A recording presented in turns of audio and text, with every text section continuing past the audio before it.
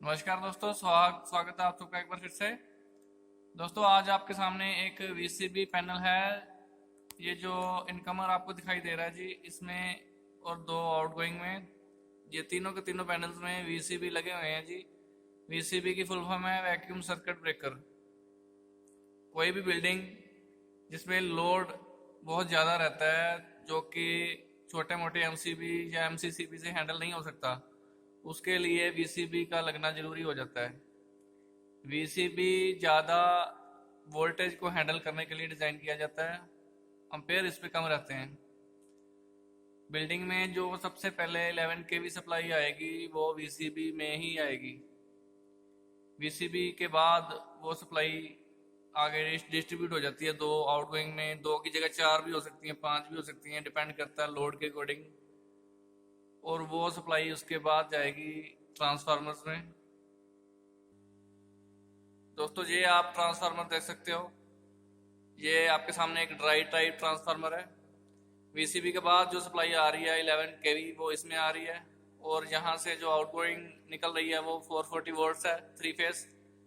ये आपके सामने एक ड्राई टाइप ट्रांसफार्मर है, यूनिवर्सल ट्रांसफार्मर। और दोस्तों, इसके बाद इसकी जो आउटगोइंग है 440 वोल्ट, वो जाएगी एलटी पैनल में। दोस्तों, ये आपके सामने अब एलटी पैनल है। सप्लाई सबसे पहले वीसीबी में आई थी, वीसीबी के बाद ट्रांसफार्मर में गई थी। ट्रांसफार्मर की 440 वोल्ट जो सप्लाई है वो इसमें आ जाती है। इसमें ट्रांसफार्मर के दो ब्रेकर्स लगे हुए हैं जी, हम आपको दिखाते हैं। ये ट्रांसफार्मर नंबर 2 लिखा हुआ है, ट्रांसफार्मर नंबर 1 उधर है, और बीच में एक बस कपलर है। तो उधर दो ट्रांसफार्मर थे, दोनों की सप्लाई इन दोनों में आ गई। यहाँ से फिर ये पूरे लोड को कैरी ऑन कर लेते हैं जी। पूरे लोड की जो कैपेसिटी इस ट्रांसफार्मर के ऊपर आ जाती है। ये अभी ट्रांसफार्मर नंबर 2 ऑपरेट हो रखा है और ट्रांसफार्मर नंबर 1 बंद है। ट्रांसफार्मर नंबर 2 के साथ एक बस कपलर लगेगा और ये पूरे एलटी पैनल को फीड करेगा। तो दोस्तों, अभी हम वीसीबी की तरफ चलते हैं और उसके बारे में थोड़ा समझने की कोशिश करते हैं। दोस्तों, अब हम वापस वीसीबी पैनल के पास आ चुके हैं जी। 11 केवी मतलब कि 11,000 वोल्ट की लाइन इस पैनल के अंदर आती है। सबसे पहले बिल्डिंग में जो सरकारी सप्लाई की लाइन है वो सबसे पहले इस पैनल के अंदर आती है जी, इसलिए इसका नाम वीसीबी है। वीसीबी में ज़्यादा वोल्टेज हैंडल करने की कैपेसिटी रहती है। अगर इसकी जगह हम एसी भी लगा देंगे तो उसमें वोल्टेज कम और एम्पेयर ज़्यादा हैंडल करने की कैपेसिटी होगी। इसलिए 11,000 वोल्ट को अगर हम ऑपरेट करना चाहते हैं तो वीसीबी ही लगाना पड़ेगा, और कोई ऑप्शन नहीं है। वीसीबी जो लगे हैं इसमें, हम आपको ये पैनल खोल के दिखाते हैं जी। एबीबी कंपनी का वीसीबी है जी आपके सामने, और ये अभी लोडेड है। कैसे पता चलता है दोस्तों लोडेड है जी? ये आपके सामने ऑन बटन दिखाई दे रहा है। ज़्यादा नज़दीक नहीं जाएंगे हम, क्योंकि ये लोडेड है। 11 केवी सप्लाई इसमें आ भी रही है और आगे पास भी हो रही है। तो ये ऑन बटन आप देख पा रहे हो, ये ऑन लिखा हुआ है। ये ब्रेकर बिल्कुल ऑन है। इसके साथ ये स्प्रिंग बिल्कुल खींचा हुआ है, तो इससे भी पता चलता है ये बिल्कुल ऑन है। अगर दोस्तों हमें इसको बंद करना हो इमरजेंसी, तो हम पुश ऑफ वाला बटन प्रेस कर सकते हैं मैनुअली, तो फिर ब्रेकर बंद हो जाएगा। अगर मैनुअली ऑन करना हो तो पुश ऑन का बटन है, उससे भी ये ब्रेकर ऑन हो जाएगा। यहाँ से ऑन ऑफ हो सकता है। उसके बाद अगर मैनुअल चार्ज करना हो तो ये एक स्ट्रिप है, इसको बाहर निकाल के फिर स्प्रिंग चार्ज किया जा सकता है, और उसके बाद पुश ऑन को प्रेस करके इस ब्रेकर को क्लोज किया जा सकता है। क्लोज का मतलब यहाँ पे ऑन है, बंद नहीं है। और ये ब्रेकर अपनी ट्रॉली पे लगा हुआ है, आप देख पा रहे हो। इस ट्रॉली को अगर घुमाएंगे तो ये ट्रॉली बाहर आ जाएगी। बाहर निकालने से पहले ये मेक श्योर होना चाहिए कि सप्लाई इनपुट आउटपुट दोनों बंद हैं जी। चलती सप्लाई में निकालने की बिल्कुल गलती नहीं करनी। 11,000 वोल्ट लाइन वैसे भी नहीं छोड़ती है जी इंसान को। और दोस्तों, इसके बारे में जानने की कोशिश करते हैं। इस वीसीबी को ऑपरेट करने के लिए ये कुछ ऊपर सेफ्टीज लगा रखी हैं। ये सामने आप देख पा रहे हो मीटरिंग डिवाइस है, KWH KVH इससे शो हो जाते हैं। उसके साथ ये एक सिलेक्टर स्विच है, इसकी कंट्रोल वायरिंग को मैनुअली या ऑटोमेटिक दोनों तरफ ऑपरेट करके हम इसको ऑपरेट कर सकते हैं। उसके साथ ये एक TNC है, TNC का मतलब ट्रिप न्यूट्रल क्लोज। और दोस्तों ये एक बहुत ही ज़रूरी चीज़ है जी, इमरजेंसी स्टॉप। अगर हम नहीं चाहते कि जब ब्रेकर लगे इसको प्रेस करो, ब्रेकर बंद हो जाएगा, इनकमिंग बंद हो जाएगी और आउटगोइंग भी अपने आप ही बंद हो जाएगी। और ऊपर ये दोस्तों लिखा हुआ है जी over current and earth fault relay. उसके बाद मास्टर ट्रिप रिले, ये एक अनाउंसिएटर है। अगर कोई भी फॉल्ट आता है तो इसके ऊपर कुछ लिखे हुए हैं जी फॉल्ट्स, वो इंडिकेट होंगे।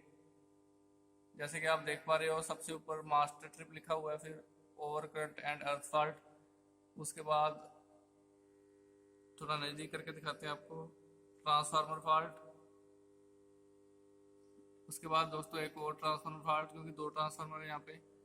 और अगर यहाँ पे फॉल्ट आते हैं तो उनको एक्नॉलेज किया जा सकता है, रीसेट किया जा सकता है, म्यूट भी किया जा सकता है।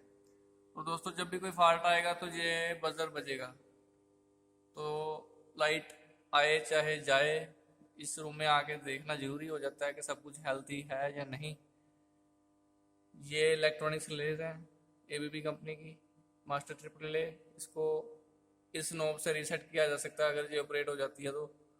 सबके ऊपर नॉब बनी है सर दोस्तों। एक ये रिले है जी ट्रिप सर्किट सुपरविजन रिले,